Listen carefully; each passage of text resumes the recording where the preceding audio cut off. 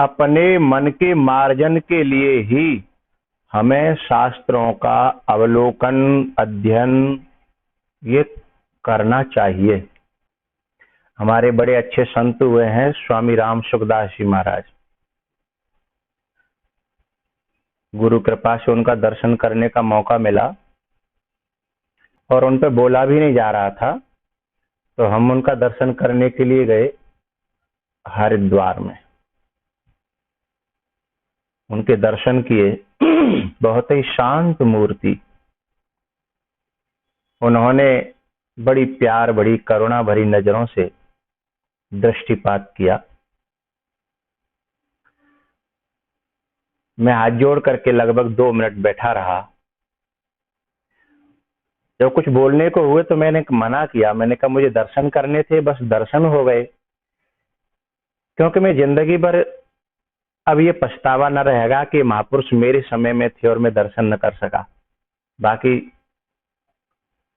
तो उन्होंने गड़गड़ाहट भरी आवाज में मुझसे 3 बातें कही।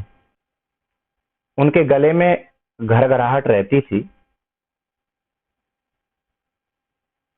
और उस घरघराहट में भी वो बोलना बंद नहीं करते थे, क्योंकि न जाने कौन से शब्द से कौन से जीव का कल्याण हो जाए। उन्होंने कहा कि हे साधु, 3 चीजों का यहां से जा रहे हो तो ध्यान रखना, ले जाना हमसे। मैंने कहा बताओ स्वामी जी। उन्होंने कहा कि बेटा, जीवन में कुछ न हो पाए, सच्चे साधु बनने की कोशिश जारी रखना। यद्यपि यह एक जन्म में सबके लिए संभव नहीं है, लेकिन कोशिश जारी रखना। मन में प्रश्न आया भीतर से, तब तक उन्होंने उत्तर देना प्रारंभ कर दिया। उन्होंने कहा साधु बनने की कोशिश क्या है? तो उन्होंने कहा वास्तविकता पर डटे रहना, और वास्तविकता पर तब डट पाएंगे जब हमारा विश्वास पर हमारा विश्वास होगा। किसी का विश्वास छल पे होता है, किसी का विश्वास कपट पे होता है, किसी का विश्वास झूठ पर होता है। अलग अलग लोगों का अलग अलग विषयों पर विश्वास होता है, लेकिन विश्वास पर विश्वास हो जाए, यानी विश्वास से ही हमारा काम चलेगा, इस पर हमारा विश्वास हो जाए।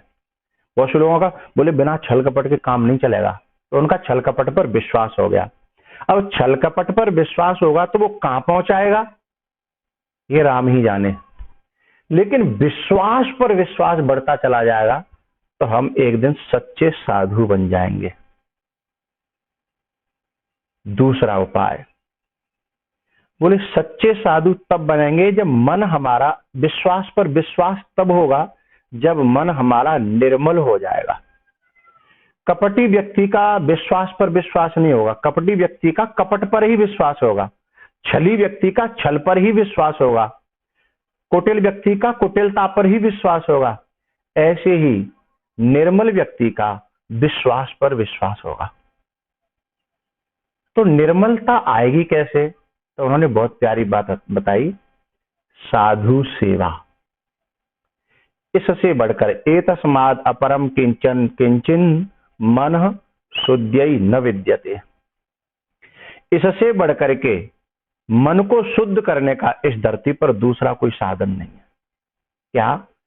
ये श्लोक तो कथा के लिए कहा गया, लेकिन राम सुखदास जी ने मुझसे कहा था कि संत की सेवा, वह भी मन, बुद्धि, चित्त और समस्त इंद्रियों को लगा करके, और सेवा में जीवन हो जाए।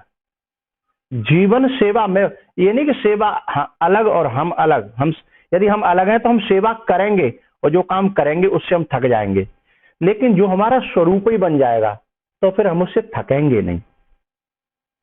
हमारा स्वरूप बन जाए, हमारा शौक बन जाए। तो शौक जिस चीज का होता है उससे कभी थकान नहीं होती, और जो काम करना पड़ता है उससे थकान होती है। और जिसमें शौक होता है उसमें नए नए आविष्कार होते हैं। ऐसे ही सेवक जो होता है वो सेवा के नए नए आविष्कार करता है, सेवाएं खोज लेता है, सेवाएं निर्माण कर लेता है। तो दूसरा बताया सेवा,